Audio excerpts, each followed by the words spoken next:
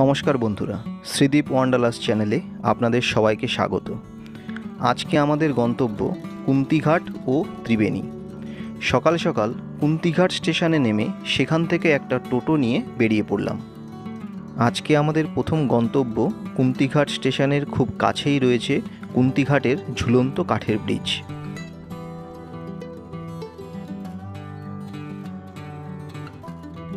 কুন্তি নদীর ওপর অবস্থিত এই ব্রিজটি নবাব সিরাজউদ্দৌলার আমলে তৈরি হয়েছিল।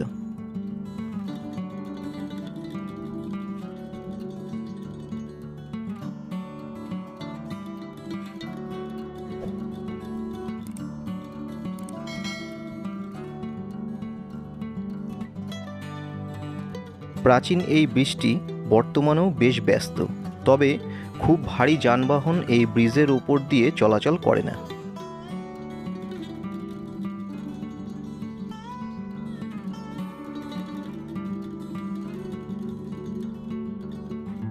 এখানে কিছুক্ষণ সময় কাটিয়ে আমরা এগিয়ে চললাম আমাদের পরবর্তী গন্তব্যের দিকে।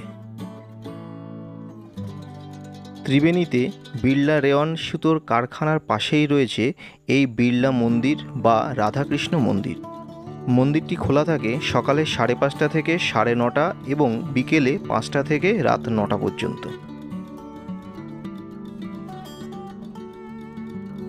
মন্দিরের ভিতরে রয়েছে সাজানো বাগান, যা মন্দিরের শোভা অনেকটাই বাড়িয়ে তুলেছে।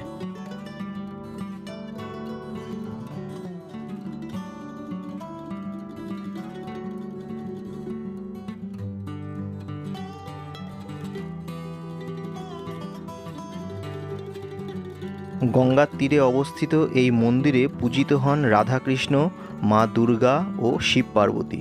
এছাড়াও এই মন্দিরের পাশেই রয়েছে হনুমানজির মন্দির।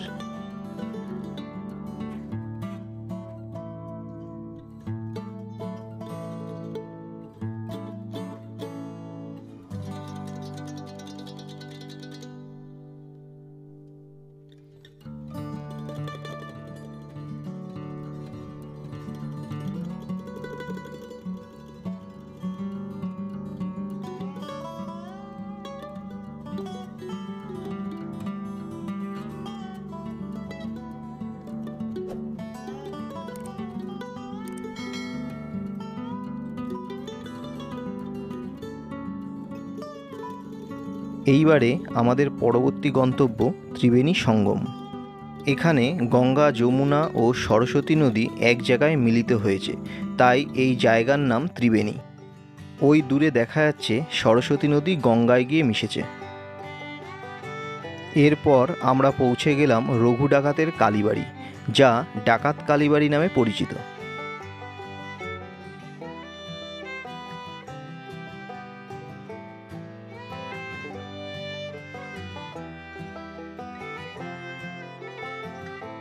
এই মন্দিরে আগে নরবলি দেওয়ার প্রচলন ছিল।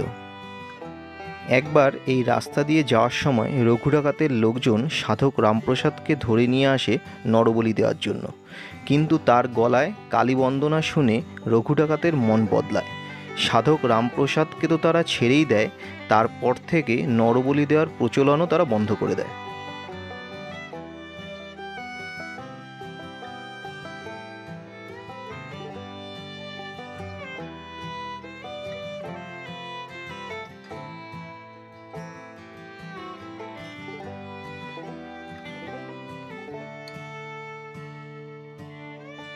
মন্দিরের পাশে সাজানো ফুলের ডালা কিনে নিয়ে আপনারা পুজো দিতে পারেন।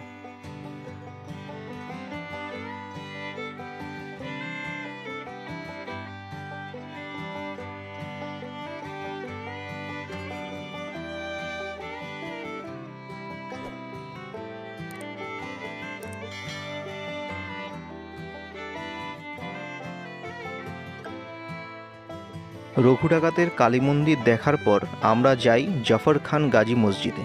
এই মসজিদটি তৈরি করেছিলেন জাফর খান গাজী 1298 সালে। জাফর খান গাজীর মসজিদ ও দরগার ভিডিও আলাদা করে এর আগেই আমি এই চ্যানেলে আপলোড করেছি। ভিডিওর লিঙ্ক ডেসক্রিপশন বক্সে দেওয়া থাকলেও একটু দেখে নেবেন। এটি একটি আশ্রম। স্বামী অভয়ানন্দ গিরি পরমহংসদেব 1340 সালে এই আশ্রমটি প্রতিষ্ঠা করেন। ওনার নামেই এই আশ্রমের নাম হয় স্বামী অভয়ানন্দ গিরি পরমহংসদেবের আশ্রম, তবে এটি ঝাউতলা কালী মন্দির নামেও পরিচিত। মূল আশ্রমটি রয়েছে বর্ধমানে। ঝাউতলা কালী মন্দিরের এই আশ্রমটি তারই একটি শাখা। কালী মায়ের সাথে এখানে ব্রহ্মা, বিষ্ণু ও মহেশ্বরের পুজো করা হয়।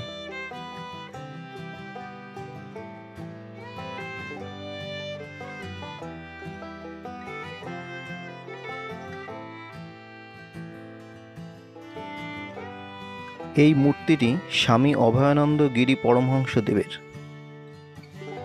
ত্রিবেণীর আশেপাশে এই জায়গাগুলো দেখতে গেলে আপনাকে হাওড়া বা শিয়ালদা স্টেশন থেকে কাটোয়া লোকালে নামতে হবে কুন্তিঘাট স্টেশন।